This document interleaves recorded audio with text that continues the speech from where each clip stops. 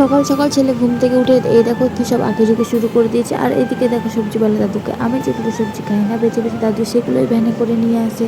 So hello everyone, আমি কাকলি চলে এসেছি আমার আরও একটি ছোট্ট ব্লগ ভিডিও নিয়ে। আজ সকালে জলখাবারে বানিয়েছিলাম ঘি দিয়ে পরোটা, আর তার সাথে বানিয়েছিলাম আলু গাজর ভাজা, আর নিয়েছিলাম সাথে একটু সস। আর এদিকে খেতে বসে পড়েছিলাম। খেতে খেতে ছেলে বলছে ওইদিকে দূরে নিয়ে যাও, আমি খাবো না। আর খাবো না বলে সে জুড়ে দিল কান্না। কাল তোমাদের যে ঠাকুরটা দেখেছিলাম সেটারই চলছে আজকে রঙের পর্ব। আর রং করতে করতে হঠাৎই আকাশটা মেঘমেঘ করতে লাগলো, আর মনে হচ্ছিলো বৃষ্টি আসবে, তার জন্যই ঢেকে দিয়েছে। আর এই ঠাকুরগুলোকে দেখো ঘরে নিয়ে এসে রং করা হচ্ছে। আর তার মাঝে ছেলে আর আমি একটু ঘরে করছিলাম খেলা। খেলতে খেলতে যে কখন ঘুমিয়ে পড়ছি বুঝতে পারিনি। আর ঘুম থেকে উঠে দেখছি বৃষ্টিও কমে গেছে, আর ঠাকুরগুলো সব বাইরে করে দিয়েছে।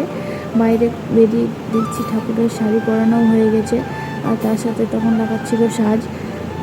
আর ওরা এদিকে এটা কমপ্লিট করছিল, আর আমি গেছিলাম মায়ের সাথে একটু বাজারে, কারণ কাল ষষ্ঠী, তার জন্যই বাজারটা করতে গেছিলাম।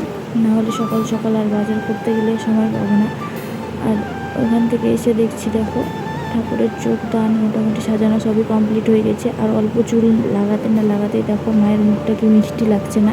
চলো তোমাদের পুরো লুকটা দেখাই, দেখতে কেমন লাগছে সেটা তোমরা অবশ্যই কমেন্টে জানিও। আর লিখে যেও জয় মা মনসা। আর এই ঠাকুরটাকে নেওয়ার জন্য দেখো তাদের বাড়ির লোক কত সুন্দর বাজনা নিয়ে এসছে।